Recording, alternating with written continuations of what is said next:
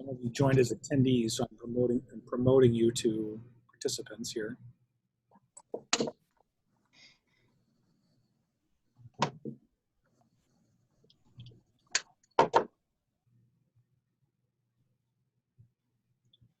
Okay, I'm going to call this meeting to order as the temporary chair of the SAU 39 board at 7:33 p.m.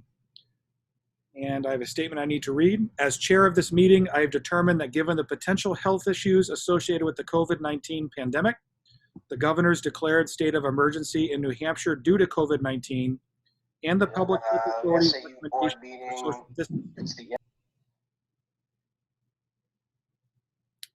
quarantine and self-isolation, that this meeting constitutes an emergency pursuant to RSA 91A:2 subsection 3B, in that immediate action is imperative and the physical presence of a quorum is not reasonably practical, and the organization needs to conduct its regular meeting to continue to move the business of the organization forward during this pandemic.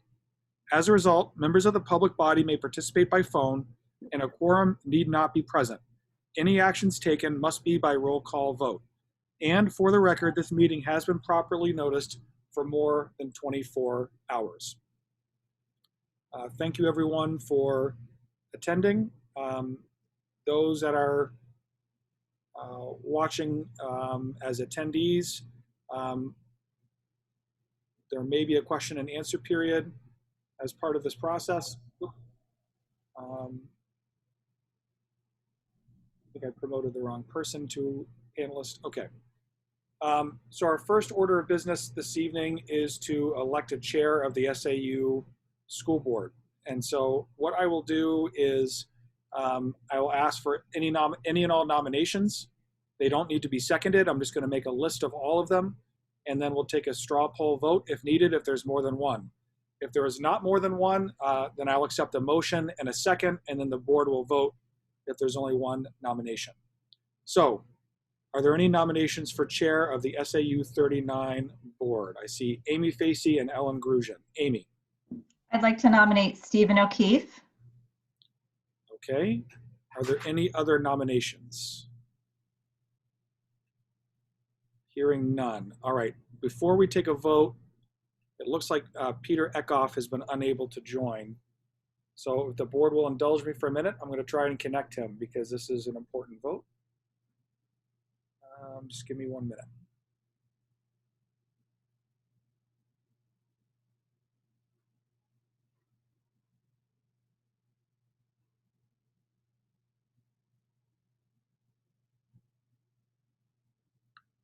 So Mr. Acuff, if you're watching already, you can check your school email. I just sent you another invitation.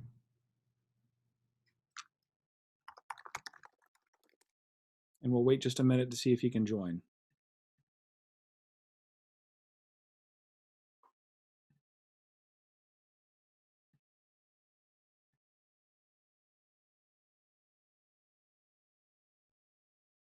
And there he is.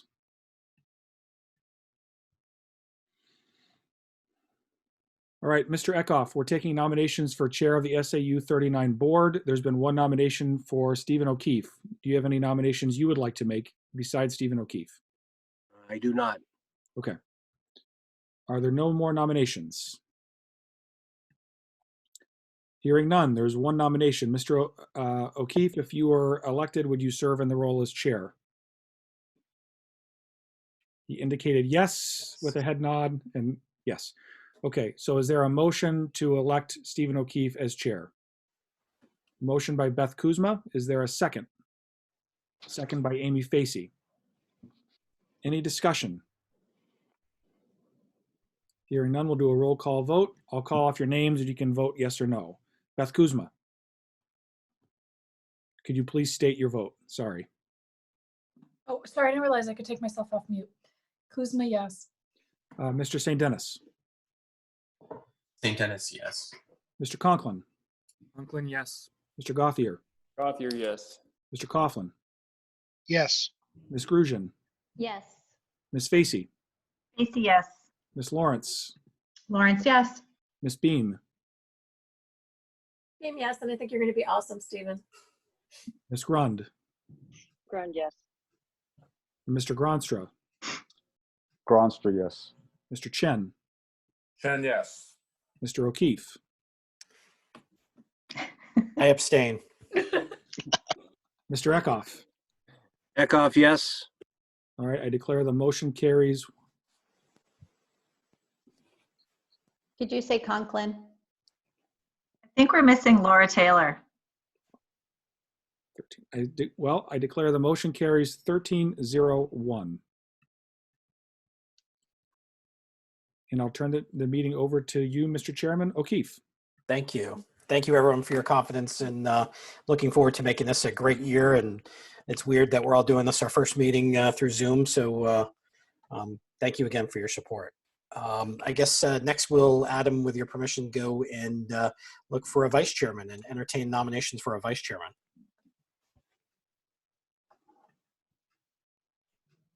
Ms. Kuzma. I'd like to nominate Steve Coughlin. Any other nominations? Hearing no additional nominations, Mr. Coughlin, if elected, would you be willing to serve as vice chairman? Sure. Great. I'll take a motion to elect Mr. Coughlin as the vice chairman of the SAU School Board. I'll make Ms. a motion. Facey. Ms. Facey makes a motion. Do I hear a second? Second. It was Ms. Lawrence first. I saw her. Sorry about that. Ms. Lawrence seconds. Any discussion? All right. All in favor, we'll do a roll call vote. And we'll go through Elizabeth. We'll start with you. Yes. Then Scott. St. Dennis, yes. John. I'm sorry, Josh. That's okay. Sorry. Yes. Conklin, yes. Great. Meg. No. Ellen. Yes. Tom. Yes. Steve. Coughlin. I'll abstain, but did Meg just vote against me? Get out of there. I'm just going through the Brady Bunch squares here, guys. Stephanie Grund. Grande, yes. Amy Facey. Yes. Terry. Yes. Sarah. Lawrence, yes. Pim. Gronster, yes. Dave. Chen, yes. Peter. Acuff, yes. George. Torres, yes. And Laura. Laura Taylor. She's having Zoom issues. I'm trying to tell her to call in. She apparently has called in and is on the phone, which says she's only able to listen to the meeting. Okay. So do we want to give her just another moment? Maybe she needs a participant ID or? I think Sounds she's like on having now. Zoom issues altogether, so she's only able to use her phone. Okay. So O'Keefe, yes, on the motion for Mr. Coughlin. So Mr. Coughlin, congratulations. All but one vote in your favor, and that vote was an abstention. Thank you. We will now entertain the motions for Secretary of the SAU Board. Do I hear any nominations?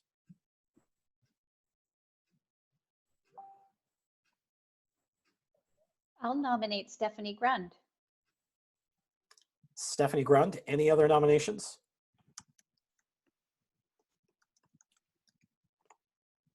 Hearing none, let's take a motion now to officially nominate Stephanie Grund as Secretary of the SAU Board. I'll nominate. Thanks, Terry. If she says, do it. Terry and Ellen, do you want to second that? Yes, I do. Great. So we have a first and a second. We'll do a roll call vote, starting with Elizabeth. Kuzma, yes. Scott. St. Dennis, yes. Josh. Conklin, yes. Ellen. Grugin, yes. Tom. Yes. Steve. Yes. Stephanie. I'll abstain. Amy. Facey, yes. And Terry. Beam, yes. Sarah. Lawrence, yes. Pim. Yes. David. Yes. Peter. Acuff, yes. Laura Taylor. We can actually see you now. Taylor, yes. All right. George. Torres, yes. All right. All but one vote. Unanimous, with the exception of one abstention. Stephanie Grande is now our new secretary. So congratulations, Stephanie. And Mr. Superintendent, what other things do we need to decide upon today? Committee assignments? There are only two. One, we need one SAU Budget Committee member. We need two people to do manifests, and we need to appoint the SAU Treasurer, which the only one that requires a motion is the SAU Treasurer. The Okay. SAU Budget Committee and manifests are just a simple consensus of the board. Okay. So which one would you like to start off with first? Want to do the manifest first? Sure. Any volunteers for the manifest?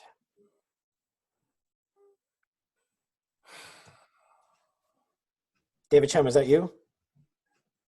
No. Josh Conklin raised his hand. Oh, I'm sorry. Josh. Sure, as long as I don't need any institutional knowledge to do it, I can do it. Yeah, it's pretty easy. It's all electronic. You get an email asking you to review some invoices, and then you just sign off on a cover page and send it back. It's pretty easy. All right. So we got Josh. Need one more. Steve Coughlin. All right. So we've got Steve and Josh, Adam, for the SAU manifest. Got it. And the other committee assignment, I'm sorry, was SAU Budget Committee, Budget Committee. one person.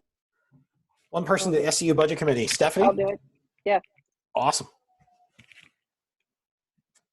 Can we do two for that, Adam, or just one? You certainly can. Because I saw Elizabeth sign, Beth actually raise her hand there. Yeah, I don't mind doing it. Let's do two, because what I feel like, I've got a strong suspicion that this year may be a little bit different. I'm thinking that maybe we should have some meetings where we invite all the school board representatives to that and actually have some engagement from the public at those sessions. So in addition to the SAU Budget Committee rep from the SAU board, each school board also has a rep as well. Right. That's right. Yep. So Stephanie and Beth. Perfect. And finally, an appointment of the SAU Treasurer.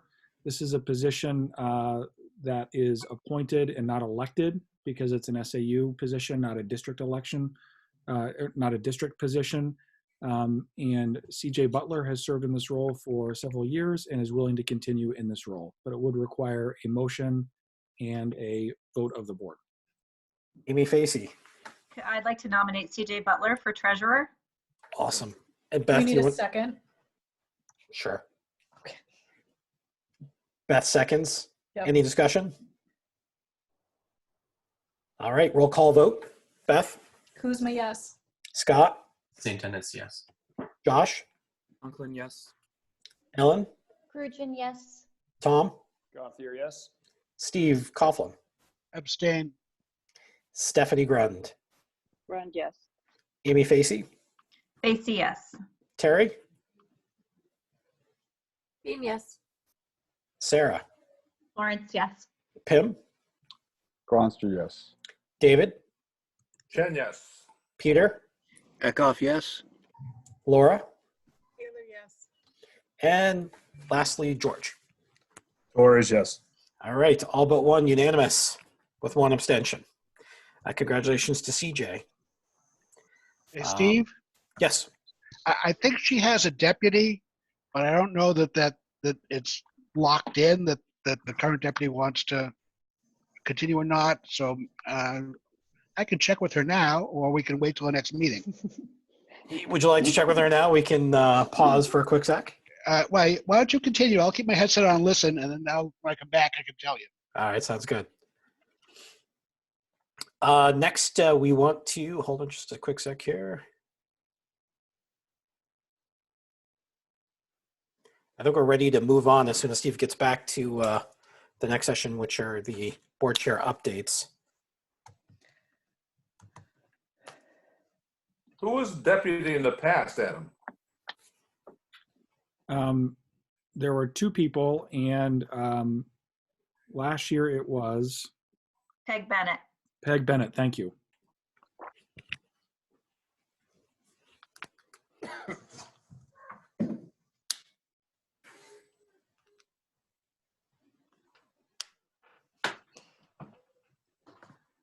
Yep, it's Peg. She wants to continue. All right, I'll entertain a motion to nominate Peg Bennett for. I'll nominate Peg Bennett. All right. Do I have a second? I'll second. Awesome. Thank you, Stephanie.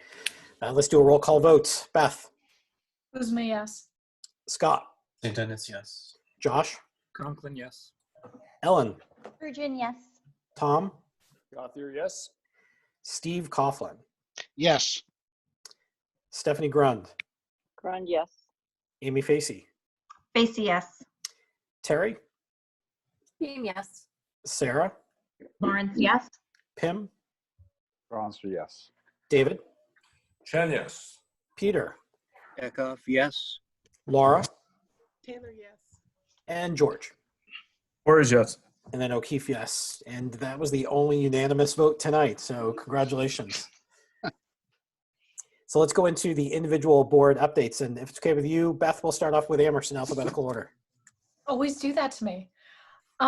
So we had our organizational meeting. I am continuing as board chair this year.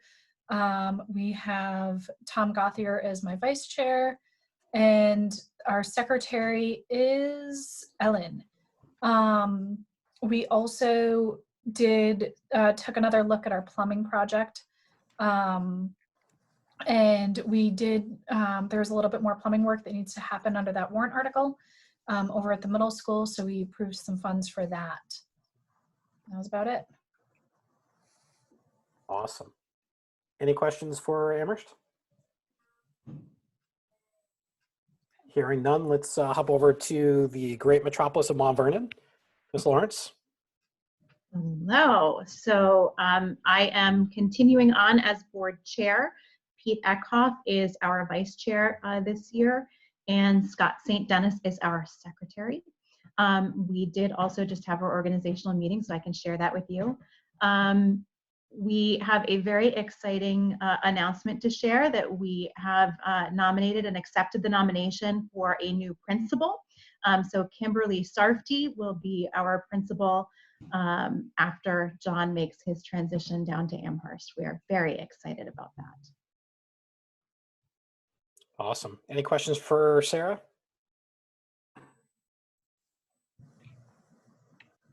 All right, hearing none, let's move over to Sauhegan and Pim. Thanks, Steve. So we have already held our second meeting of this fiscal year, or fiscal year, I should say, since the new board has come together. I was elected chair, and my vice chair is Amy Facey, and our secretary pulling double secretary duty as of tonight is Stephanie Grund. So thank them for their support going into the future. Last month, we did also, similar to Mount Vernon, hire a new principal. His name, boy, of course. Michael Berry. Thank you, Michael Berry. So he will start as of July 1st. And that was the biggest thing that came out of that. We are excited to bring him on board in a permanent role, or at least on a contract role instead of just an interim. What else? We talked about, obviously, all of the COVID-19 issues as they affect learning, and even how they affect our unassigned fund balance, which was repeated again this evening. We also spoke and we nominated our staff that we are going to move into next year with. And we talked a little bit more through Bill Hagan's principal's report about the late start and some of the survey results around that. That's now going to community council, and community council has they'll have a discussion, a more in-depth discussion on that tomorrow. So we should have some more information in the next SAU meeting to share with you guys. And that's pretty much it in a nutshell. Any questions for Pim? Pim, I've got a very quick question. You guys talk about grading at all in terms of the online experience, if that's going to change between now and the end of the year? I know some districts are out there are going pass fail. Has there been any sort of thought or conversation about that? There actually has been, and actually I would like to invite Adam to speak a little bit more detail on that if you could. Regarding grading and reporting? Yeah, just to pass fail grading versus regular current grading, so or previous grading, I should say. Yes. So second semester classes at Sauhegan will be pass fail. That's the biggest change of all. So classes that just began in January and end in June will be graded on a pass fail basis. Okay, I thought there was going to be some more in-depth answer. Otherwise, I would have said that. Sorry. Okay, that's it then for Sauhegan. Awesome. Thanks, Pim. Any more questions about grading, guys, before we move on? Hearing none, let's move to Adam for the superintendent's report. Thank you. I've got a number of updates. It will take me a little bit of time to work my way through. But first, I can't help but notice and call attention to the fact that probably for the first time in the history of our SAU, 3 of the 4 chair people of the 4 boards are Mount Vernon residents. It's pretty interesting. It's Sauhegan, Mount Vernon, and SAU all have Mount Vernon residents as chair people. I think that's pretty cool. Second, in terms of hiring, Sarah Lawrence mentioned that we've hired just tonight, 20 minutes ago, Kimberly Sarfty at the Mount Vernon Village School as principal. Mr. Gronstrom mentioned that we've hired Mike Berry as principal at the Sauhegan High School. And we're still in the search for a secondary director of curriculum, instruction, and assessment. And we're interviewing more candidates for that position on Wednesday. In addition, there were 2 other administrative hires that are jobs that are posted. Both our director of facilities, which is an SAU-wide position, and the Sauhegan athletic director position is also posted right now. So we will be hiring those positions this spring. With that, I'm going to turn it over to a fairly extensive update as around school disruption. I have to share that how proud I am of our school community, and that involves our teachers, our paraprofessionals, our office staff, our administrators, our parents, and especially our students for how they've done during this disruption. If we said that we were going to plan for being out of school for several months and how that would work, we would say that would be a years-long process of planning and putting things together. In reality, it took about a month, and it's been executed nearly flawlessly. There are some things that we're improving every day. Get out of there. And making better. But we are exceptionally proud of what's been done in SAU 39. I have to say, in many ways, I think we're one of the model districts for the state, and that's what I hear from other places as well, because our work has been around not just the academics, which are important, but the connection with kids and the learning that can happen as a result of this disruption. This is a generational sort of event. For this generation, it's akin to what 9/11 meant to a generation before and what they went through when that happened. And we're working on building those connections with students that should last a lifetime and make a lifetime's worth of difference. So just incredibly proud of our entire faculty and students, top to bottom. And for our parents who have now become people who are trying to work from home and coordinate and be air traffic controllers for children that are trying to also learn. And I will say it's also created interesting dynamics for our younger teachers when the parents sit in on the lesson with our first, second, and third grade teachers and sometimes even ask questions. So our teachers have just gone above and beyond, and it's truly something to be proud of. And with positive attitudes, I have to say, there is from top to bottom, our schools are filled with people that are doing things for the right reasons and the right ways, and I'm exceptionally proud.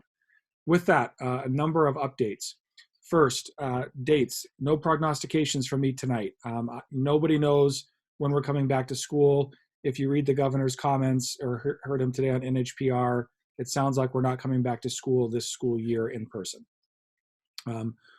We don't know that yet. That's going to be announced probably later this week, if at all. What that means for us is we have to think through first how we end the school year from an academic perspective. When will that happen and what will that look like? And so what we're doing is evaluating the number of instructional hours we've had during the course of this school year, and we're making an estimation on when the school year ought to end. You know, as board members, that we've canceled April vacation in lieu of providing additional PD time for some of our teachers that work out for students and families as a time to catch up and a day off. That shortens our school year by about a week. But we're also looking at when remote learning will lose its ability to be effective, and we don't want to keep kids engaged in something that's not going to work for the long term, and we're evaluating that even as we speak. The second thing we're evaluating is what academic losses have happened as a result of this disruption, and what do we need to do over the summer to make up for that. What we can't do is say, well, we'll just use the next couple of school years to make up for this lost time, because students don't always get that opportunity to make up for lost time, and they can be behind for a long time in their academic career. And so we're evaluating what our summer will look like to fill in those gaps.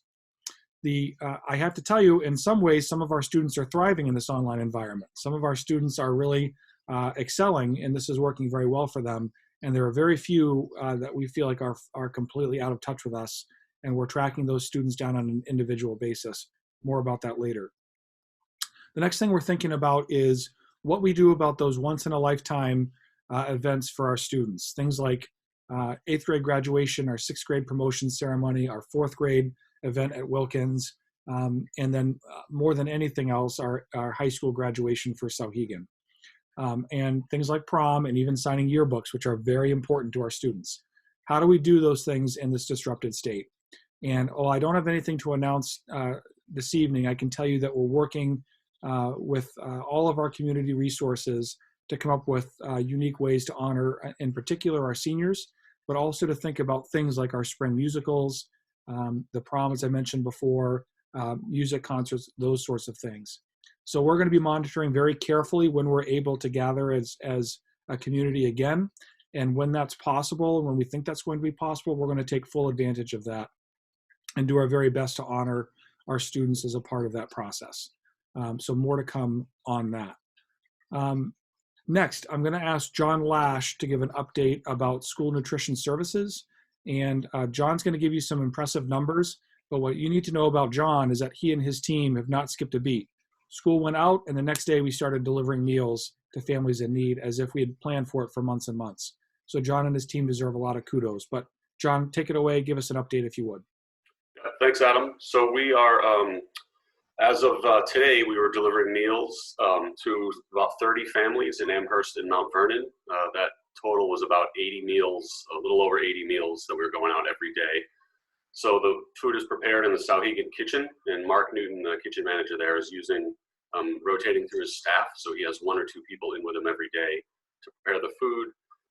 As far as getting it dispersed out to the community, we have this amazing team. The Amherst and Mount Vernon communities are just, it's shocking. We put out a call for volunteers to help deliver the food, and the next day we had way more than we need. So we have almost 3 dozen people on the volunteer delivery list. So every day, today we had 5 routes that go out. All the meals go out by 10 a.m. and by 11 o'clock. Each family that requests one receives a lunch and a breakfast. So I don't know, over the weekend if someone sent out a notification just asking if there were community members that needed it, because over the weekend we picked up 27 more meals, which was like 2 dozen more families. So starting Wednesday, we're going to be delivering over 100 meals to over 40 families that are in need. And one of the interesting things about this program is it's not only available to students that qualify for free or reduced meals, it's available to all students in the Amherst and Mount Vernon community, 18 or younger. They don't even have to be enrolled in any one of our schools. If they're homeschooled in the community and they need food, we're feeding them. Also of note is that we're not even, the vast majority of the meals we serve are not even to the free or reduced population. They're to students that don't qualify or didn't apply for free meals. So all the meals are free. It's a federal program. All the meals are free regardless of a student's benefits. So if they were paid during the school year, all these meals are still free, which is great. So you think about 2 parents that are home and they're working, and they're also have their kids home and they're trying to homeschool them and do their work from home, and it's really it can be a burden. So I like to think that we're really helping alleviate a lot of that by delivering these meals to families that are in need, which is really great. Again, the volunteers have been amazing, and my staff, Mark, has been really great about helping set the whole program up. It's pretty smooth at this point. The food is pretty much ready when we say it's going to be, and it goes out. We're taking care of all dietary restrictions or requirements. So if there's gluten-free or dairy-free or vegan or vegetarian, we handle all that as well. So Mark is really doing an amazing job, and he deserves a Buckeye for his helmet. As far as the reimbursement goes,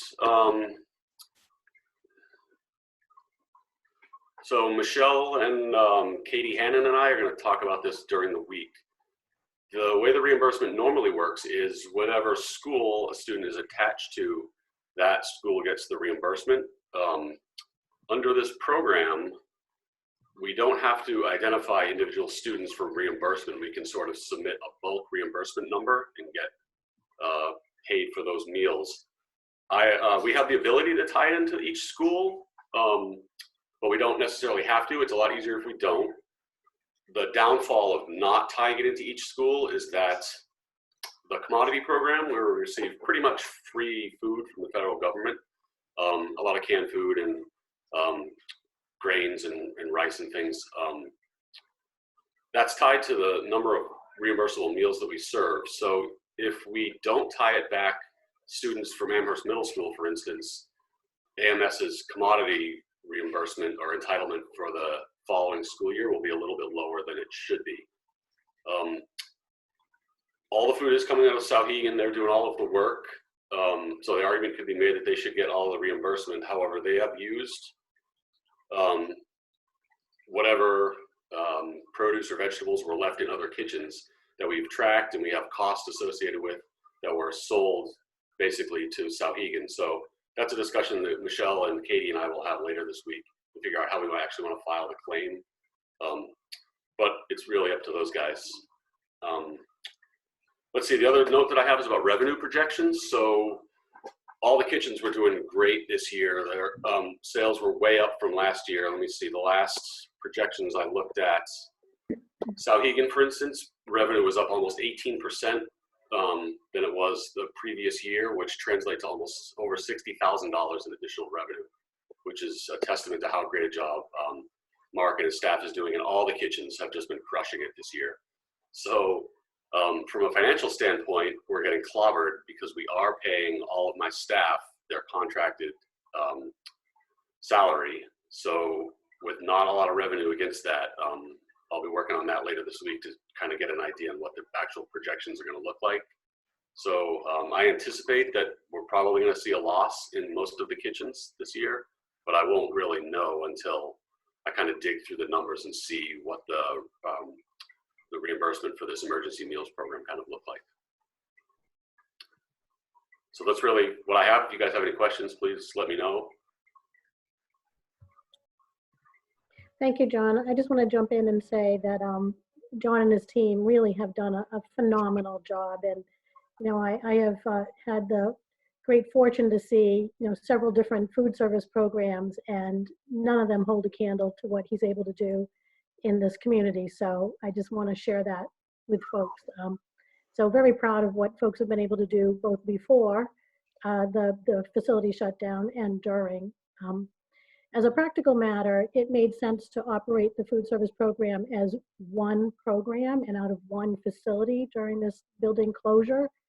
And now, as John mentioned, we'll need to sit and unravel that a little bit and determine the best reporting mechanism and how to track and report actual expenditures and actual revenues. So that work is still a work in progress, and we'll continue to provide updates as we identify the pros and cons and, you know, a direction that makes sense in that regard. All right, our next update is around special education and Meg Beauchamp. So Meg included some updates that I think made the packet around special education and school counselors and paraprofessionals. So Meg, if you tackle all three of those briefly, go for it. Sure. So just a general overview, we have about between 200 and 230 students across all three districts that receive some type of special intervention or special education services. So we were on this early, which I think has been incredibly beneficial to our staff. We were able to set up Google Classrooms and be collaborative in a face-to-face manner ahead of time with interventionists, special educators, classroom teachers, administration, related service providers, including speech, OT, PT, board certified behavior analysts, all of those folks, to try and get every child set up in the manner that they needed to be to make sure we could provide all of the remote educational services that they required. We are as close to possible with duplicating the exact services that are included in a child's IEP. There are some instances where we can't do exactly what we would be doing in school, and we always would prefer to have the children with us. But the staff, I've been pretty amazed with what they have been able to do to help to meet the needs of the children and also to help to support the parents. I would like to take an opportunity, I think Adam may have said it, I'm incredibly astounded by the communities of Amherst and Mount Vernon. The families and the support that the families have been able to give their children. We've asked, parents to be everything from a speech provider to a reading interventionist to they've just been really incredible and patient as we try to navigate all of this, which has been a bit of an undertaking. With regard to paraprofessionals in particular, I'm going to bore Mount Vernon because we talked a little bit about professionals, and we sort of duplicated what they would be doing if they were if school were in session. So, for example, if we have a paraprofessional at the high school level who would push into, Division I classes to support freshmen or sophomores, they have been attached to those Google Classrooms, and they're doing exactly that and following the schedule that they would be doing if they were in school. They have the opportunity to create breakout sessions to help to support small groups of children, and we've gotten them set up in that way, and that has been really successful. In addition, if we have had children who need professional support, and we've had paraprofessionals who have had a little bit of extra time, or even special educators who have had extra time who aren't on IEPs, we've done those things as well, which rolls into our school social workers to look at the different district websites. I know the Amherst Middle School in particular, their website, there's a link there, school social worker page that is unbelievable. It's got things from interactive daily calendars for activities to kids to do. It's got parent resources attached to it. It has an incredible amount of material with regard to mental health agencies and supports parents can reach out to. So they've been working on all of those pieces, as well as trying to maintain daily connections with students that they support when we are in school. We've used technology like Google Classrooms for them as well, and Zoom meetings have been obviously a pivotal part of what we're doing. And then last, our neediest children, our most involved children, have really, we were very, very concerned about what we were going to do, remote learning for our program children. Adam had the foresight to allow us some front loading, and the staff that work with those children typically have at least weekly or bi-weekly clinics to support children, and all of the related service providers, the classroom teachers, the paraprofessionals participate in those weekly clinics with parents. We have the opportunity to do some videos and create individual Google Classrooms for each one of our children who participates in special programs. We did video clinics with the children so that we could model for the parents how to implement some of those programs in the home. And the paraprofessional and the classroom teacher are Zoom meeting with those children and their families at least once a day. So as much as we would really love to have our children with us and in school, I'm pretty astounded at how well it is going, and how patient and supportive the families in your communities have been. I'm amazed and overwhelmed, really. All right. Next, Christine, we'll talk about statewide testing, including SAT and New Hampshire SAS. Yes, so New Hampshire SAS and SAT testing for this spring was suspended. The governor did suspend that testing, so we're exempt from both that state and federal requirement for this spring. And that testing is grades 3 through 8 and 7. We will not be engaging in that was for reading, writing, math, and then science at select grade levels. We typically would do NWEA testing for K through 2 in the spring. We were unable to do NWEA testing remotely, so we will not be doing that. That's district testing, so that's up to us. And NWEA is not supporting remote testing, especially it doesn't make sense for our K2 students to engage in that either. The AP exams this year will still take place. They will be streamlined exams. They'll be about 45 minutes in length. They're happening from May 11th through May 22nd, and makeups are June 1st through 5th. The kids will be taking the AP exams at the same day and time worldwide. So really interesting. We're lucky in the Eastern time zone, 12 p.m., 2 p.m., or 4 p.m. for all of our testing. Hawaii does start at 6 a.m. So luckily we're, luckily or unluckily, we're not in Hawaii. So that is a little bit of a challenge, and it's been a criticism of the AP exams, but they're at a fairly reasonable time for our students. And students will only be tested on content through mid-March. So they won't be tested on content that typically is covered at the end of the AP course. Christine, can you comment on what's going on with CTE classes right now, both at Nashua North, Milford, and any other school we go to?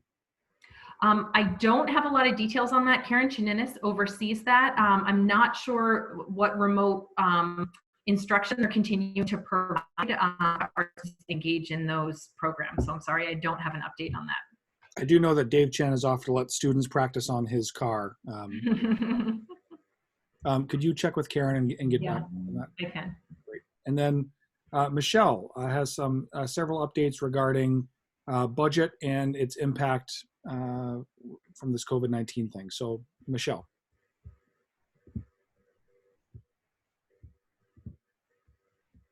Did we lose Michelle? Nope, I'm here. I was muted. I didn't realize it. Sorry. We're continuing to monitor the budget impacts, and it does shift a little. For instance, I'll use one example. In talking with Butler Bus, the bus company for regular transportation, up until last week, they were continuing to employ 100% of their staff, and as the guidance from the state and federal governments directed, we were continuing to honor that contract. That changed as of last Friday. Their staff have been, their drivers have been laid off, and as a result, I've been in talks with them about credit on that contract. So the exact amount of the credit, we're still in negotiations to identify that. It would be a reduction, obviously, due to fuel, and a reduction due to salaries that they won't be paying. So that, as an example, is a big swing on the unreserved fund balance in each district. So I'll continue to monitor that and provide updates as we continue those negotiations. Our special ed contract, where for transportation, continuing to talk with them too on similar, from a similar perspective. To my understanding at this point, they've continued to pay their drivers, but I need confirmation on that. So those are a couple of areas that are big shifts. We have frozen the budgets in each of the districts. That doesn't mean that we are not purchasing anything. It just means that we have a heightened review process for any purchase that goes through. So something that continues to support our distance initiative for learning. We are moving forward with those items. We did have to purchase some items to facilitate this,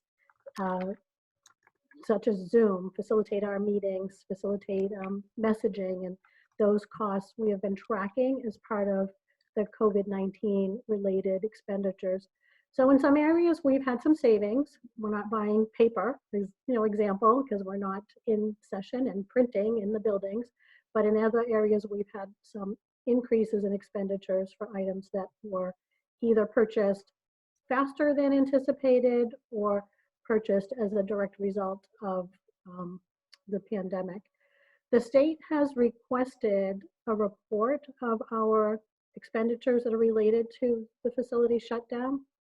And so we'll be sending that this week. It's due the 15th, and I'm reviewing that again with Katie tomorrow to refine that, to make sure that we've captured everything.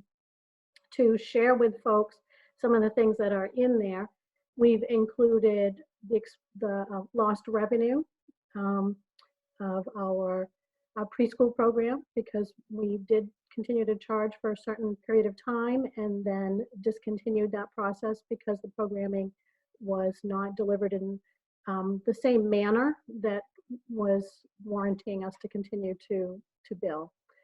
We've had, as I said, additional expenditures for items that we purchased that weren't planned. And then we have expenditures for items that we are continuing to pay for where services aren't provided. So those items are also captured, for instance, the transportation piece. And we do have, for the most part, our staff have all been working in some capacity. Meg spoke to the paras. The office staff at the Brick School are definitely working a full schedule and doing so remotely and doing just a fantastic job in juggling that, going into the building, covering that site, checking mail, and working remotely and kind of balancing that. Facility staff are continuing to go into the buildings. We've done deep cleaning there and disinfecting, and they're taking advantage of the time to do some projects, ground cleaning, some painting, get to some of those items that were on the list to the extent that we can, that we weren't able to do while the schools were in session. We do have a project at the high school where 2 water tanks are being replaced. And trying to think if there were other projects. We'll be looking at a project at the high school too for converting the hot water tank for the food service program to a tankless system. And we've updated that generator there too. So the report, just so people have an idea of the dollar amount that we've identified so far across all of the entities, we're reporting just under 1.2 million in expenditures for items where the list that I had talked to you about. That does include some staff we've identified. We are tracking staff scheduled hours is what we are basing the payroll on, and staff are actually tracking their actual hours too. And as I said, in most cases, staff are continuing to be utilized in places, but maybe a little bit different in some areas than what their typical role was. I think I covered quite a bit. Anything else on that? Any questions? Great. Thank you, Michelle. Okay. Any questions from, I'll turn over to Steve. Laura Taylor has got a question. Laura? The 1.2 million, is that your projected or is that to date? Like, what do you project? That's projected. The report looks at an estimate. So clearly, there are some items that I put in the transportation expenditures right now. Transportation is about 600,000 of that estimate, but that might change. And I do expect it to change. I expect that expenditure to go down because we should be getting a credit from Butler Bus. Thank you. You're welcome. Ellen? Yeah, mine's more programming than it is budget, so I probably should have snuck it in when Christine was speaking. Has either Mount Vernon or Amherst, or because they both offer kindergarten, the state mandates 450 hours of attendance in kindergarten because typically it's a half day offered.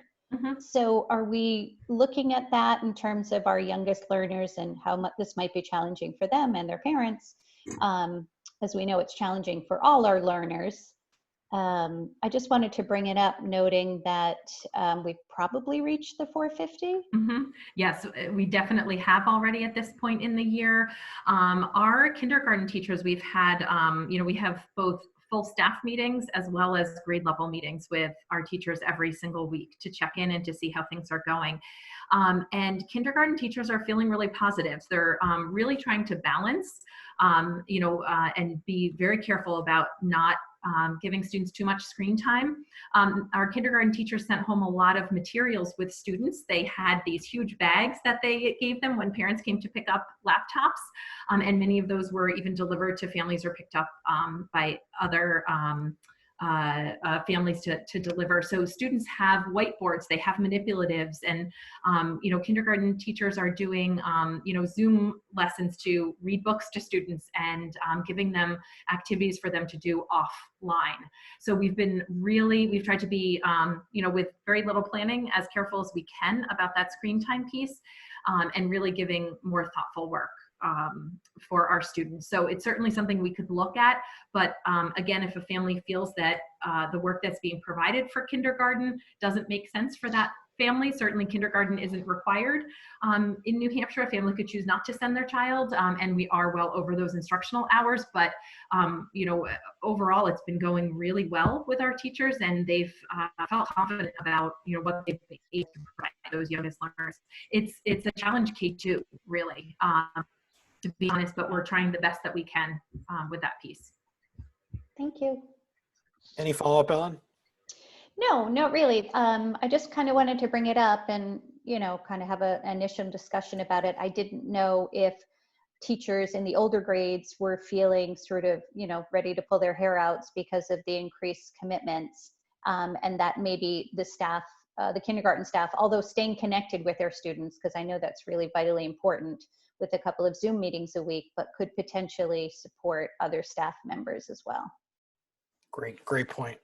Peter Acuff. Yeah, thanks, Steve. I had a question for Michelle regarding the bus contracts, and I understand we have a contract, but did I understand you correctly in that we're still paying, or we're paying a full rate for the contracted buses even though we weren't running them? That doesn't seem like that's a good deal. Yeah, the guidance from the federal and state agencies, and Adam can jump in if I go awry here, but the Commissioner of Education and the Governor had stressed, and there's language in, I think, the regulation, that we are to, in all practical ways, maintain our contracts with our providers. The intent is for them to continue to employ their staff so that they don't go under, they don't go out of business, and for them to be up and running very quickly at the end of this. Now, that being said, that made sense when Butler Bus was continuing to employ 100% of their staff.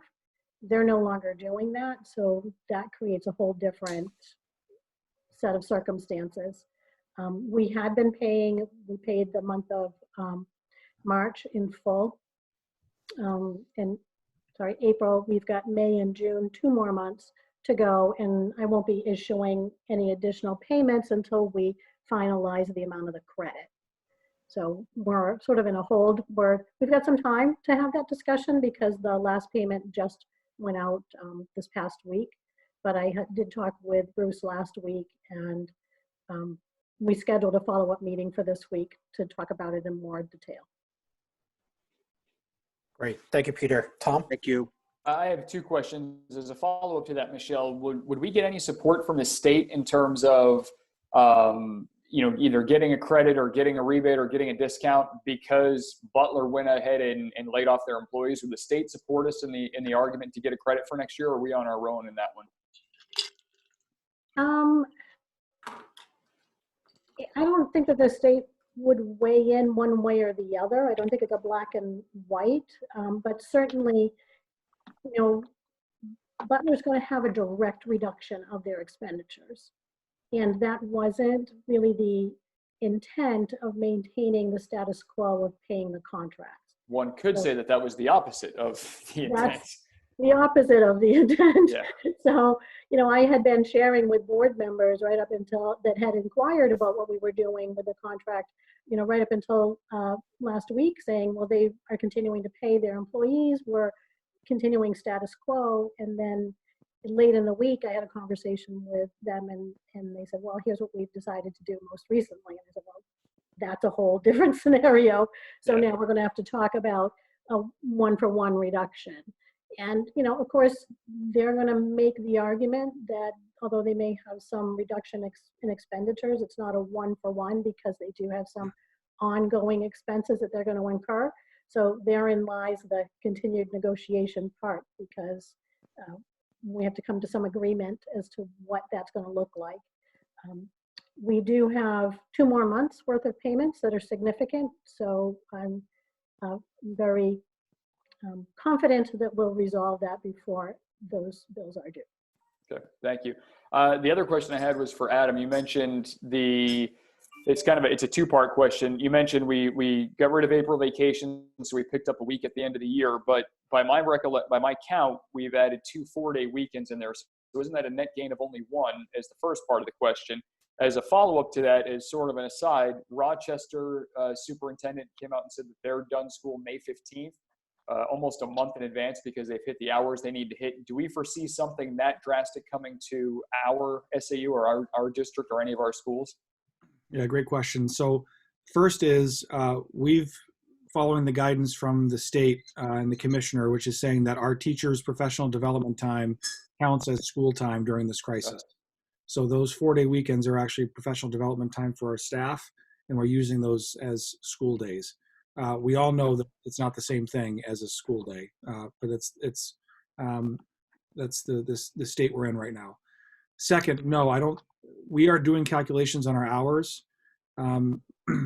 If you feel the need to criticize how government works sometimes, you should try to follow how hours are counted in schools, and you'll be satisfied that you found another reason to criticize government.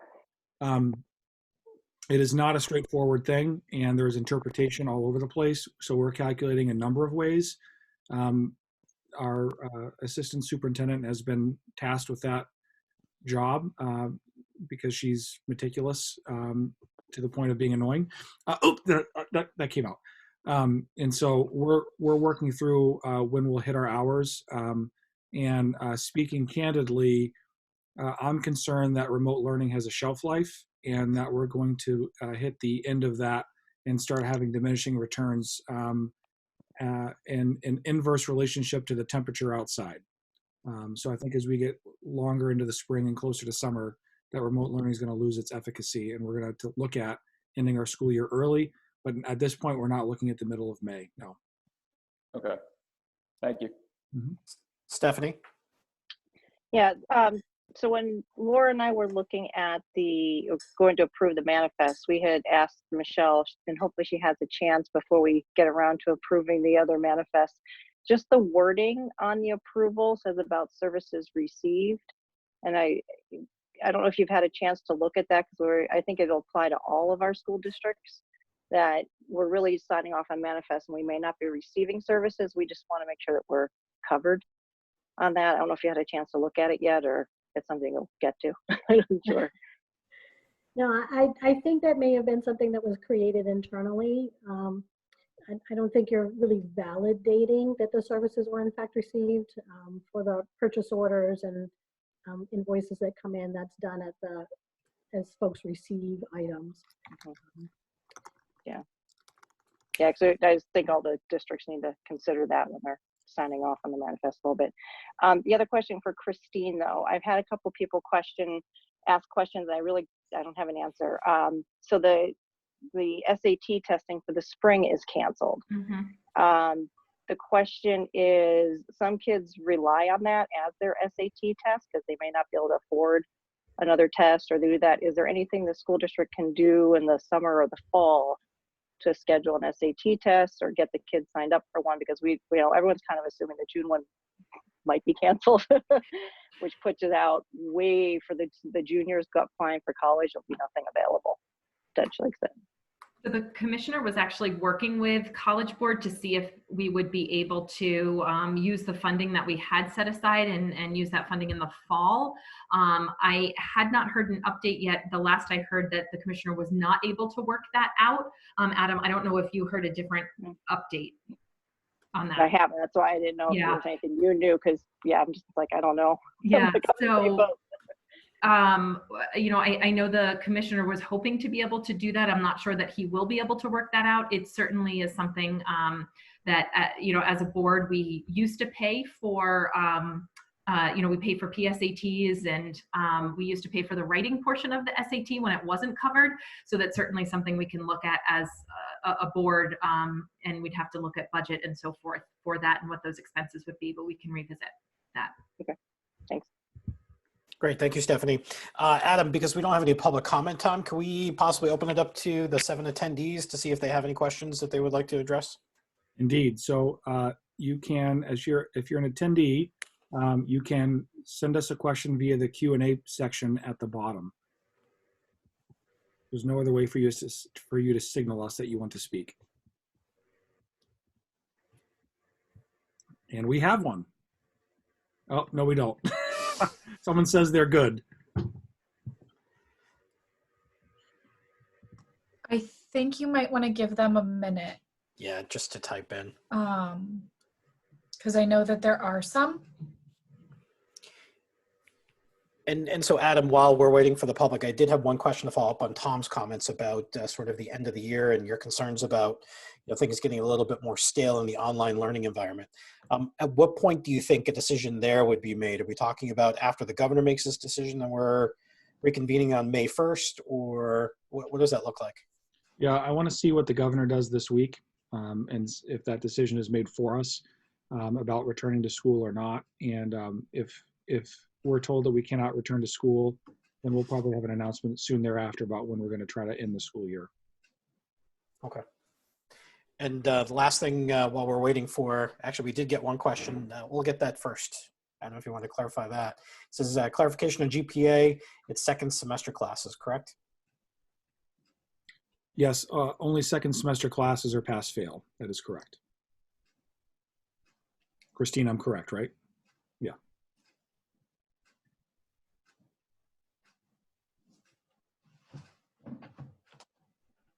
Awesome.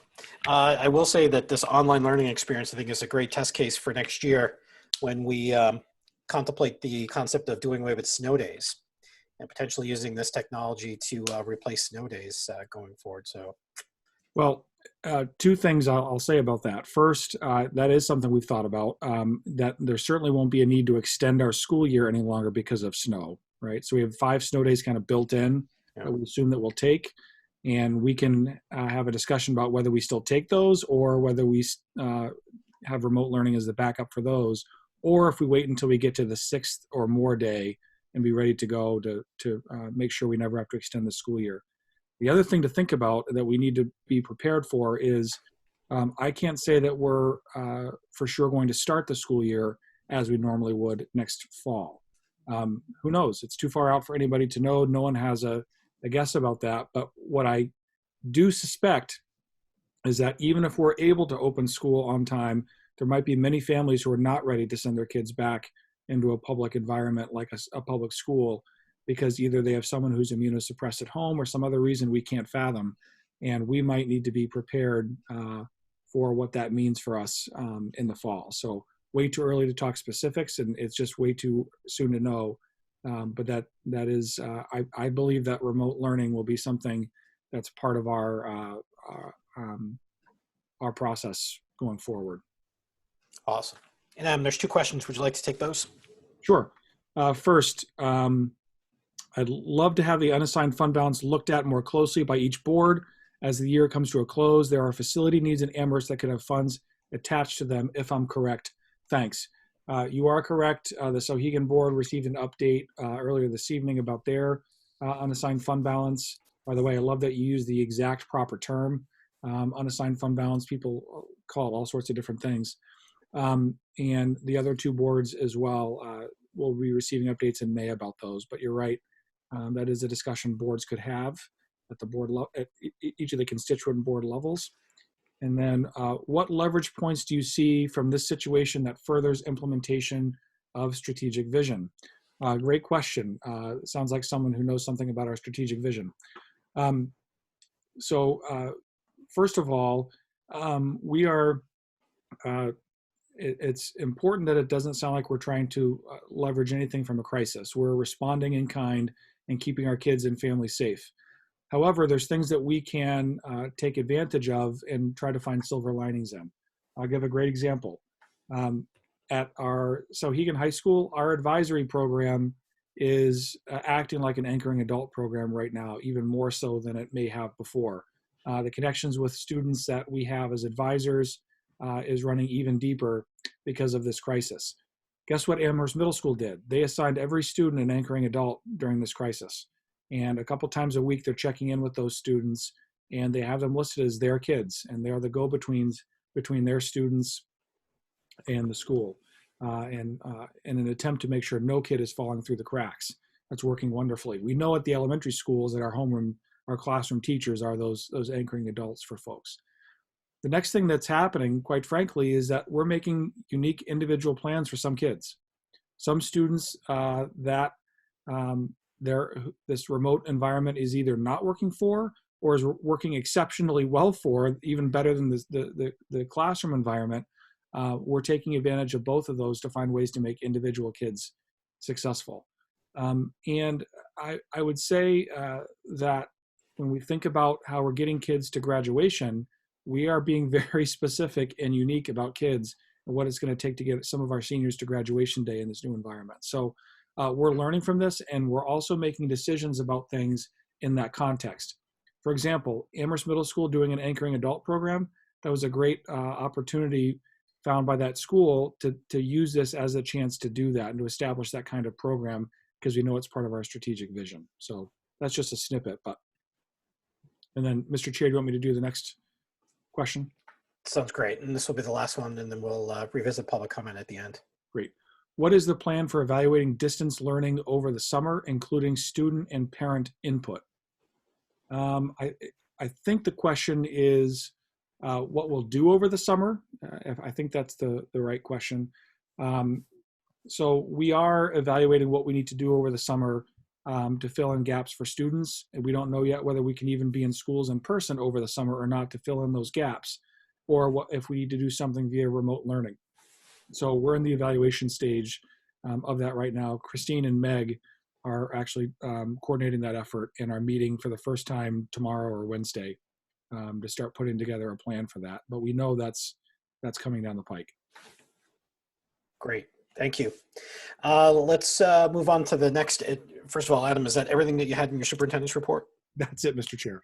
All right, so let's move on to the consent agenda. We're going to revisit 3 in just a second, but draft minutes, item number 1 from 3/2, 3/13, and then the February Treasury report. I guess I can entertain a motion to accept those. I'll make a motion. Great. Ellen makes a motion to accept the minutes and the Treasurer's report. I'll second.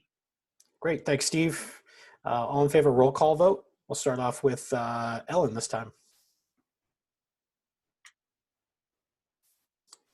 Ellen, try that one more time. You're on mute. Sorry. Grugin, yes. Awesome. Stephanie? Grande, yes. Great. Everything's out of order now because of the talking structure. Everyone got shuffled around. So David Chen's next. Chen, yes. Peter? Acuff, yes. Laura? Taylor, yes. Steve Coughlin? Yes. Tom? Gothier abstain because I wasn't there on 3/13. Okay. Beth? Yes. Great. Josh? I'll abstain. I also wasn't there for one of those meetings. Okay. Amy? Casey, yes. Scott? I'll abstain for same reason. Great. Terry? Yes. Sarah? Lawrence, yes. Pim? Yes. And George? Abstain. Great. And so we have 5 abstentions there today. And that motion passes. The next one's the treasurer's report. So in the Mount Vernon board, we had a very similar circumstance where we were going to accept this into the unassigned fund balance / general fund. And we felt it was more appropriate to delegate it to the grant account. Michelle's feedback, just so it can be used actually next year with the remaining months that we have in this particular calendar year. So Sarah, not in an effort to put you on the spot, would you be willing to make a motion very similar to what we did on the Mount Vernon board for the donation of $525? So I would like to make a motion to accept the donation of $525 to the grant fund. Do I have a second? Great, Amy, second. And just for discussion purposes, the reason why we're doing it this way is because if we had put it into the general fund, they literally would have 2 months to actually spend the $525, and then it would actually be delegated to the unassigned fund balance. And so just as an effort to allow them to use it in the fall or in the spring of next year, this was the best way to accomplish that. Any other discussion? All right, we'll do another roll call vote, starting off with Ellen. Grugin, yes. Stephanie? Grande, yes. David?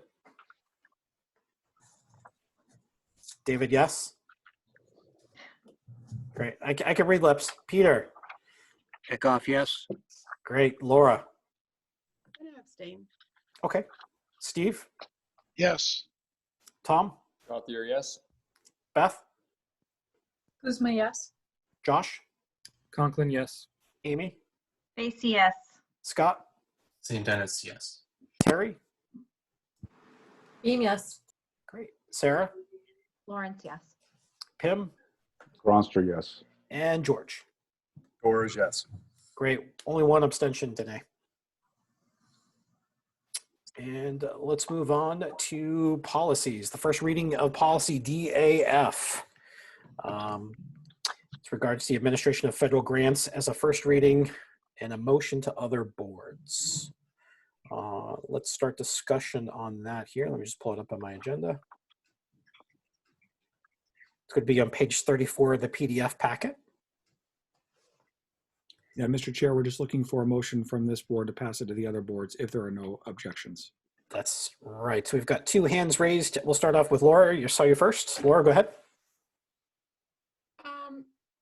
This is a 24-page policy, is that right? Yes.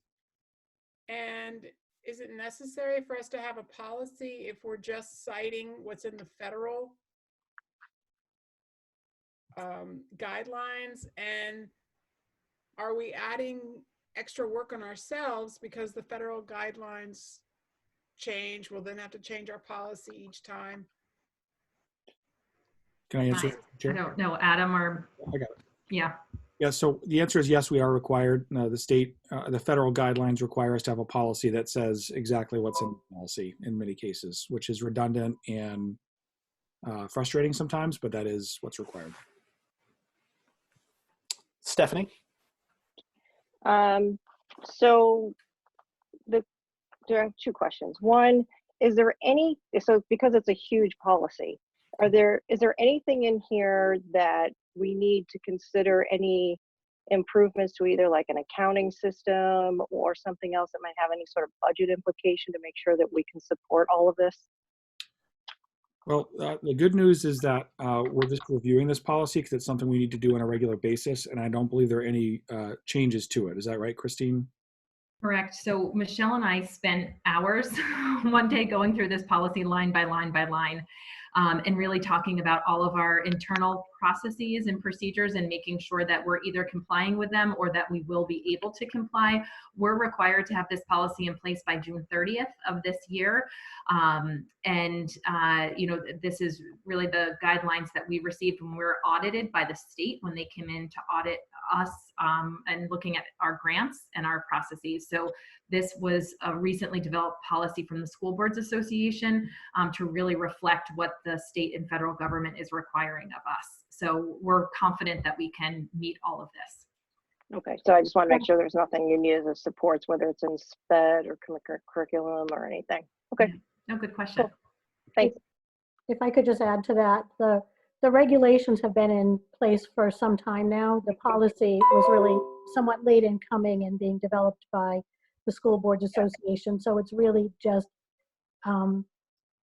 meeting the need to have the policy. We've had to have the processes in place already. Yeah, I just want to make sure we're fully not having anyone hindered in any way. So good, thank you.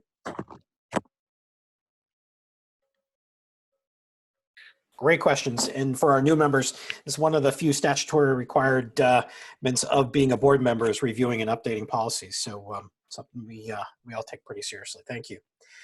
So I will entertain a motion to move this to the various boards. Beth, first. I will make the motion to move these to the individual boards. Great. And I saw Sarah second. Sarah, do you second? Awesome. All in favor, another roll call vote. I'll start off with Ellen. Grugin, yes. Stephanie? Grande, yes. David? Jen, yes. Peter? Acuff, yes. Laura? Taylor, yes. Steve? Yes. Great. Beth? Kuzma, yes. Josh? Conklin, yes. Amy? Stacy, yes. Scott? St. Dennis, yes. Terry? Amy, yes. Sarah Lawrence? Lawrence, yes. Pim? Bronster, yes. Tom? Gothier, yes. And George? Boris, yes. Great. So that's been moved. Go back.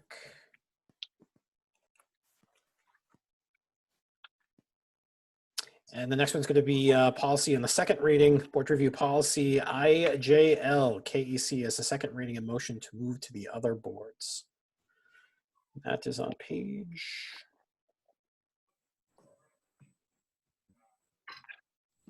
48. Thank you, sir. Great. Any comments or questions?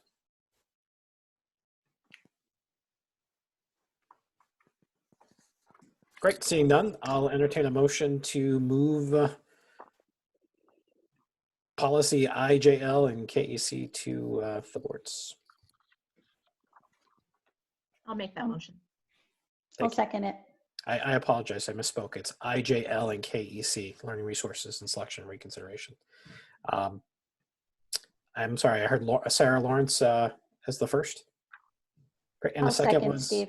Great, thanks, Ellen. All in favor? Ellen? Grugin, yes. I saw Beth raising her hand as we were voting. Have it. Stephanie?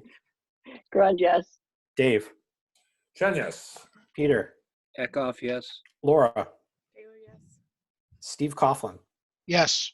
Beth? Yes. Josh? Yes. Amy? Stacy, yes. Scott? St. Dennis, yes. Terry? Amy, yes. Sarah Lawrence? Lawrence, yes. Pim? Yes. Tom? Gothier, yes. And George? Boris, yes. Great, unanimous. We'll move that. The next one, I believe, is on page 49.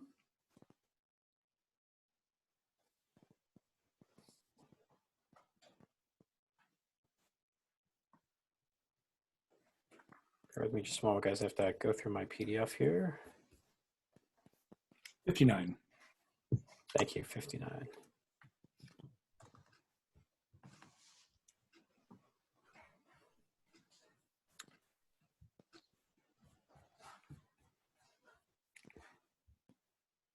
Great, so we're gonna go to Christine for the update on board observations. Yes.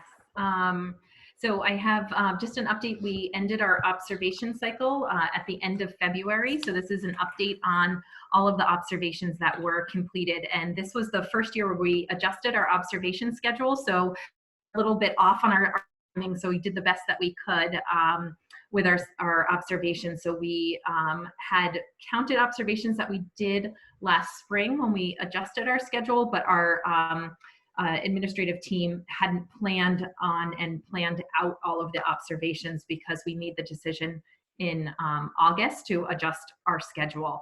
But overall, we were able to complete a significant number of our observations, and I was able to outline that by school building. It's going to be impossible for us to continue with our observations this spring in a remote learning environment. We're deeply involved in the work that's happening both in Google Classrooms as well as having our ongoing meetings with teachers. But to add that piece to our administrators or even our teachers would be really overwhelming. So I want to share with the board that challenge we're facing right now in our remote environment. But also we made significant progress this year with our observations, with our cycle ending and where we ended up with our observations. So I don't know if anyone has questions on this. Stephen, if you wanted to take any questions.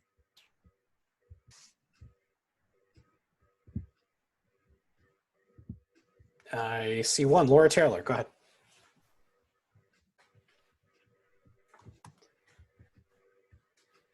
Sorry. How can you observe the teachers in the remote environment? What are you choosing to do? I'm just curious.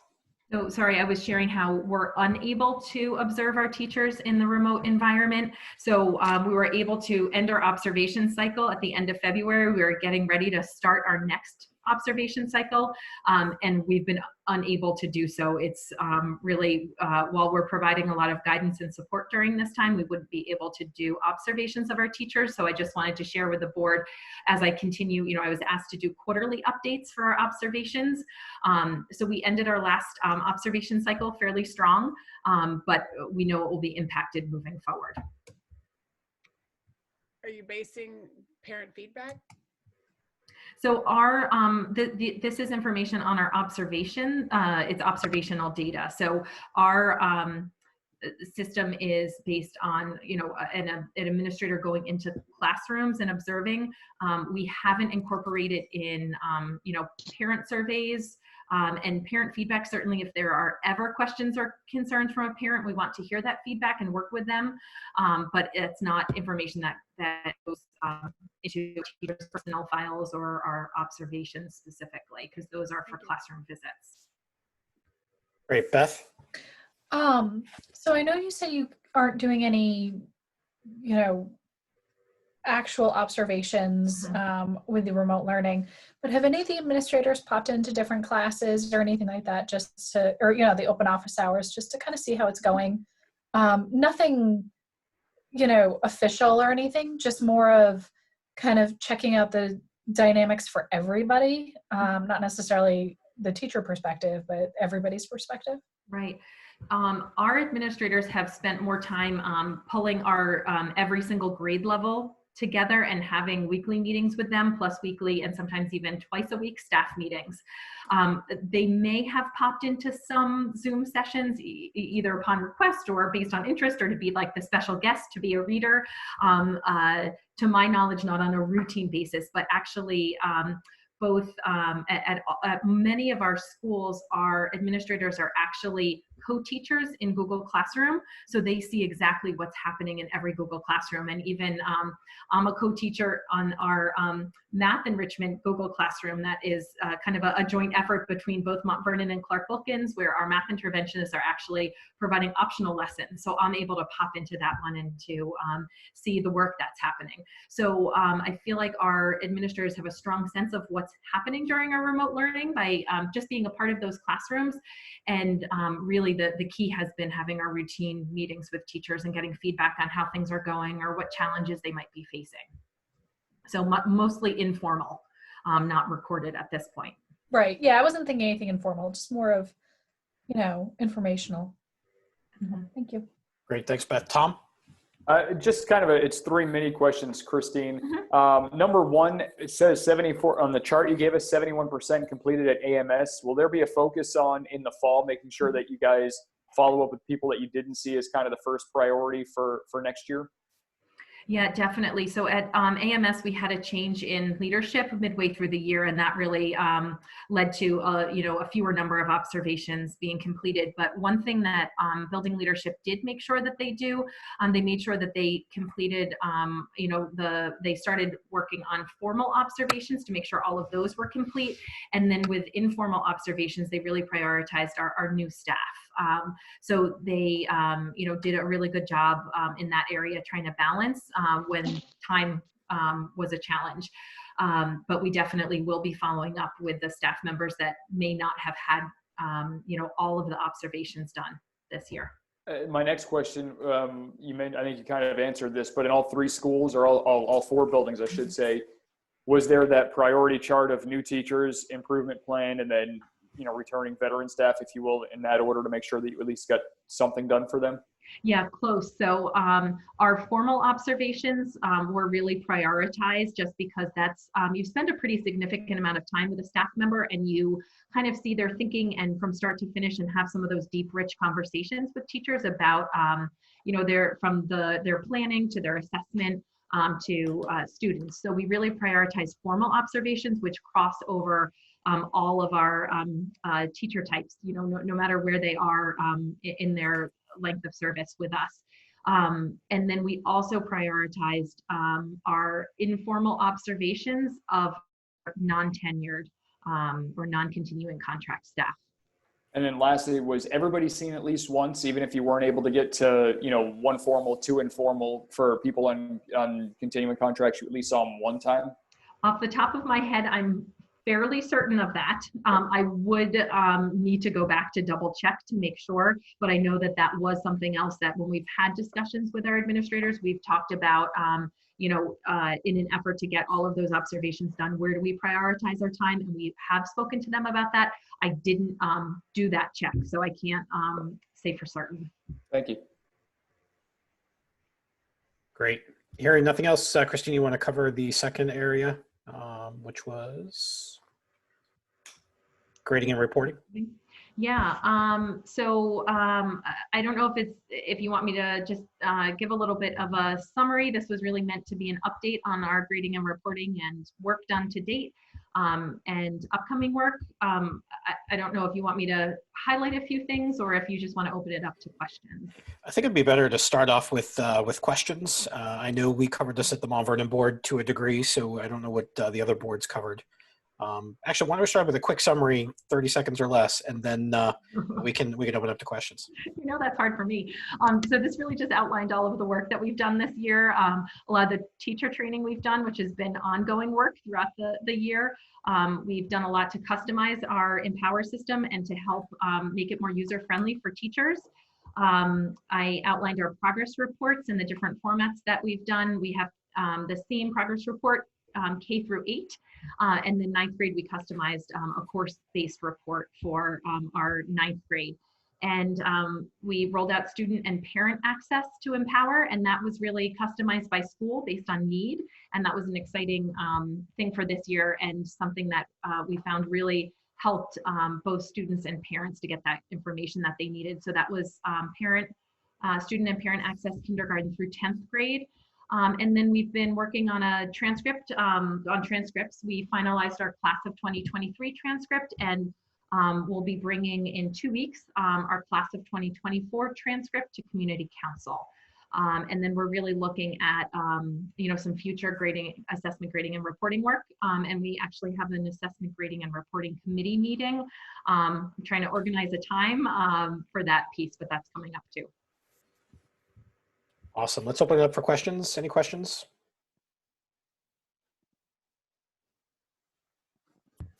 Terry is raising her hand. Yeah, I know I could have done the other little symbol, but sorry. So, Christine, the transcript, are we going to try to get through that before the end of this school year with community council? Yeah, so actually, I'm going to be sending out a message. I had to cancel the parent meeting that I had planned to have. It was right the week that we went to remote instruction. Right. I'm planning that for next Monday night.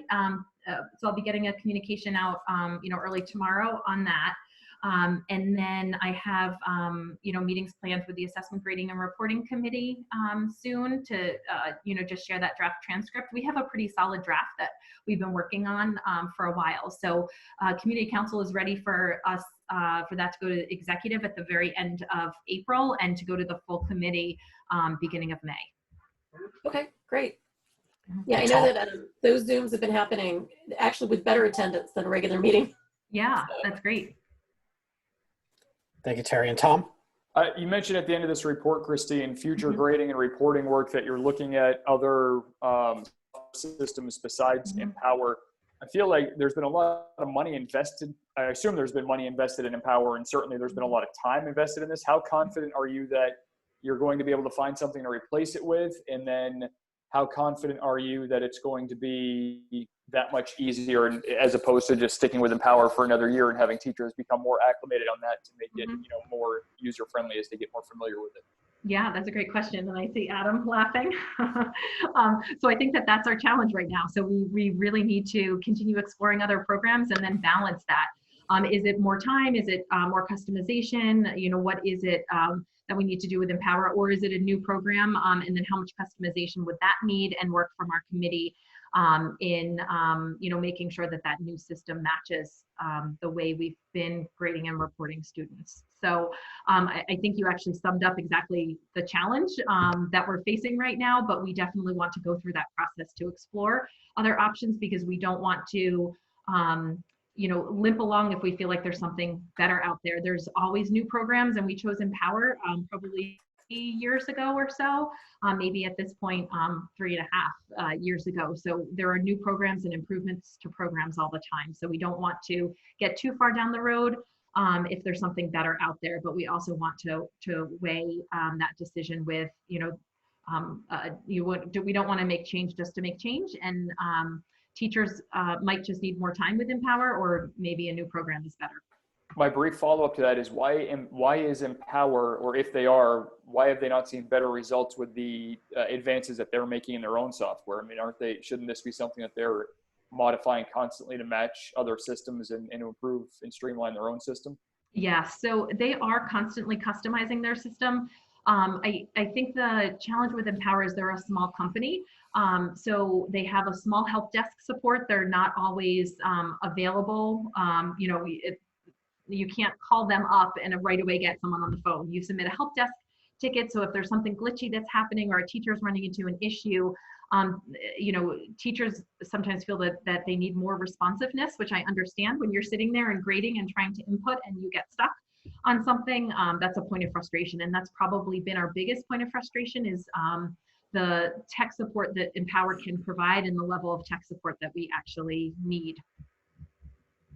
Thanks. Great, thanks, Tom. Stephanie.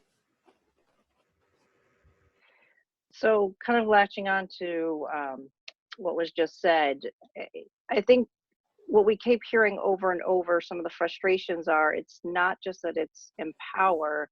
I think that a lot of the issues that are coming out are more, it's the grading system, the grading style. So even if you choose a different platform, I'm really not sure you're going to get a different result. That's be my concern. Maybe from the teacher perspective about input or something, maybe smoother. But I think we're going to continue with a lot of the similar issues. So another question would be along the lines of, do we, and this gets, I think, very, very complicated. But some needs, like I can see where the CBE grade style grading really works at, let's say, like an elementary level, maybe a 5th, 6th grade level. When you start getting into high school, I think people want to see a little harder grading system, in the sense that I can see where I'm going. If I have 4 competencies across a test that I just took, I still have no idea how I did on the test. That's what I keep hearing from the kids and the parents. They still don't understand it. So the question is, do we need to consider something different? Do we, I'm just really concerned that we're going to be putting in the same grading system, different platform, you're going to have the exact same results. So are we considering anything different? I'll jump in there if I can, Mr. Chair. Absolutely. Yep. So that's a great point and a great question, Stephanie.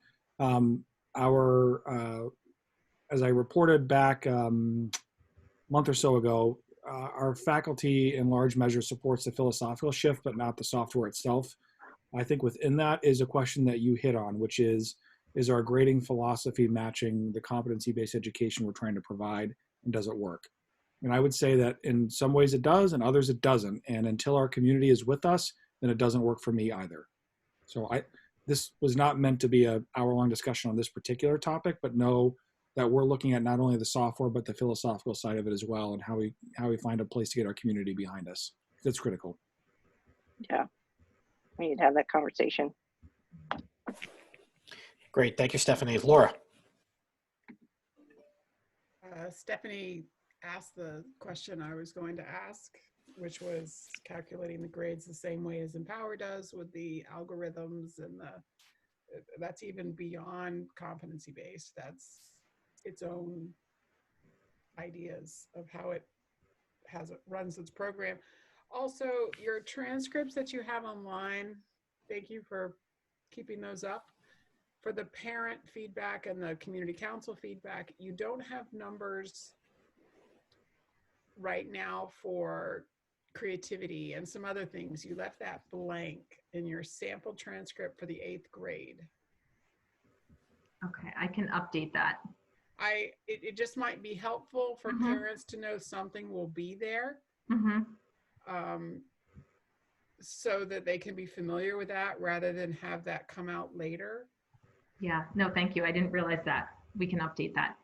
Thank you. Great, seeing no other raised hands. Superintendent Steele, update on goals. Yes, thank you, Mr. Chair. So I'll share my screen if that's all right. Can everyone see this Trello board? That's working okay? Okay. So I walked through this Trello board a few months ago, but we're kind of calling it the big board for lack of a better term, but it has everything that we're working on in it. And so without going into great depth, I can tell you that the things that we really care about measuring are listed here. It's not an exhaustive list. Those are key measures. There's a whole other Trello board that has all sorts of other measures, okay? Things that we care about and that we measure, all right? But the key measures are in this board. How we improve those things are our key strategies, which are listed out here in draft form, and the things that we've all talked about. The people who are responsible for those things are listed here, and then we have all the work that has to be done moving forward. And it's organized in such a way that we can keep track of things that are annual processes, things that we do every year, unique things that we're working on, like, for example, the COVID-19 crisis, we think is a one-off event that we have to handle once in our lifetime, we believe. We like to think that. The transcript review process is another example of that, a Sauhegan principal search as another. And then we've got these five-year operational plans that we're in the process of starting to develop that lead to the things we focus on year over year moving forward. So this really is the work of our school district. But under my card, I have listed not only, at the top is the superintendent goal spreadsheet that you folks put together a few months ago. And if I go to that, you probably won't see it when I open it, but that's okay. I really translated it into things that exist on this board already. And so these are all the things I'm responsible for. Annual processes that I'm responsible for, 5-year plans that I'm developing myself, but then the objectives for each year. So as an example, this year, these are some of the major things that I'm working on and working towards finishing. So the Sauhegan principal search, for example, the HR director search, Mount Vernon principal search, which I was able to check off tonight, which was fun. And then all of these other things that I've been working on this year. And then the things for next year, like MVEA negotiations, Amherst Sauhegan facilities planning, school start times, et cetera.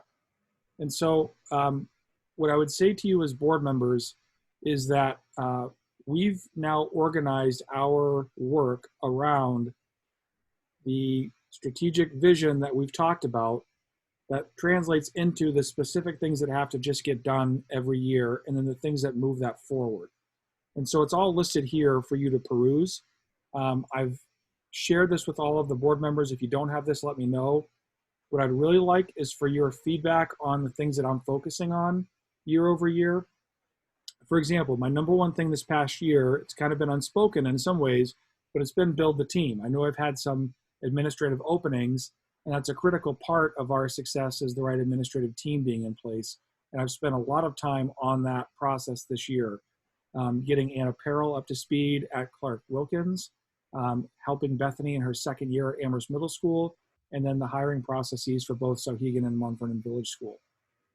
So that's been a big part of all of our focus this year. Grading and reporting has been a big part of our focus this year, as we all know, and on down the list. Something new that's been added that I didn't anticipate, COVID-19. Didn't see it coming, sorry about that.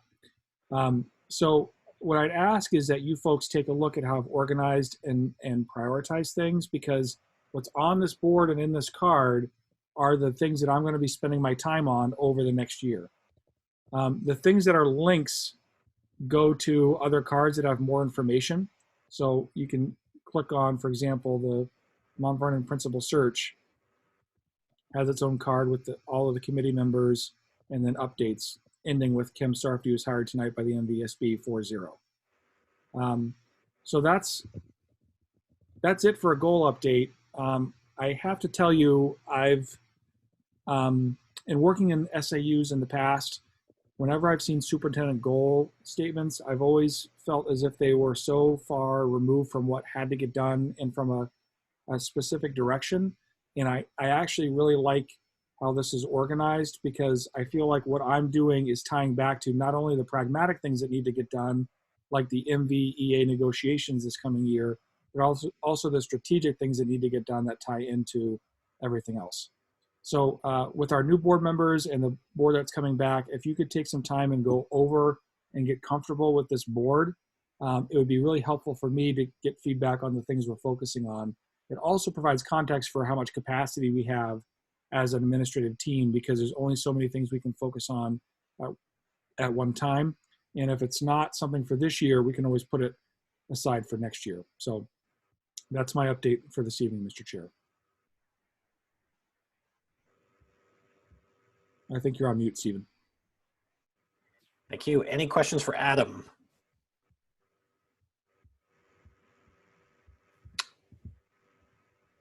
I see Laura raising her hand down there. Laura, go ahead.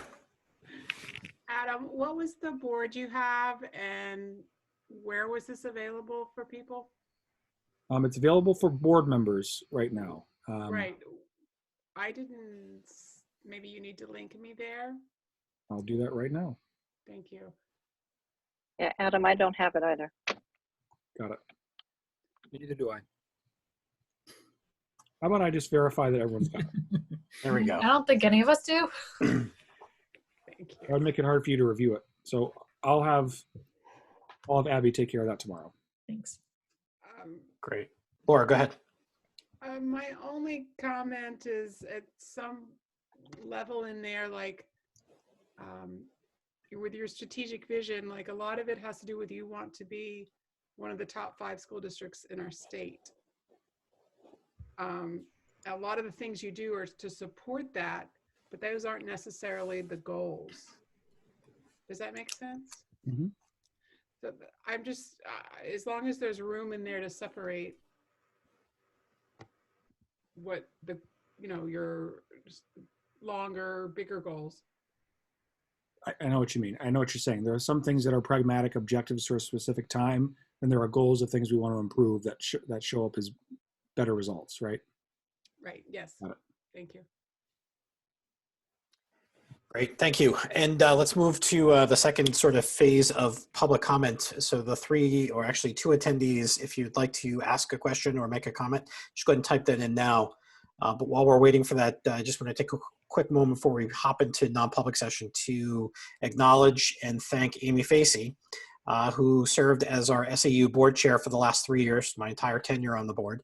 Obviously her passing the torch over is something a little bit different for me. I appreciate that, and hopefully I can rely upon you for help and guidance as we move forward. So we'll give you a virtual clap or round of applause. There we go.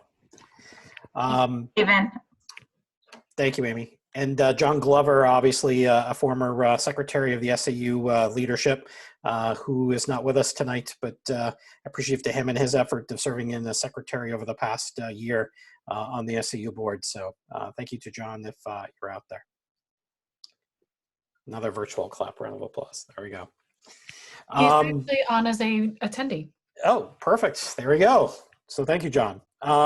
Seeing no questions from the public, I'll take a motion to enter into non-public session. Well, let me just ask Adam, is the reason still there? It is, yes. Great. So I'll entertain a motion. Beth? I'll make the motion to go into non-public. Great. Second by I'll Amy. second. Thank you. We'll do a roll call vote, starting off this time with Stephanie. Grande, yes. Yeah, the cards changed, guys. Sorry. Dave. Yes. Peter. Acuff, yes. Steve Coughlin. Yes. Beth Kuzma. Yes. Scott St. Dennis. Yes. Terry. Yes. Pim. Yes. Tom. Gothier, yes. Sarah.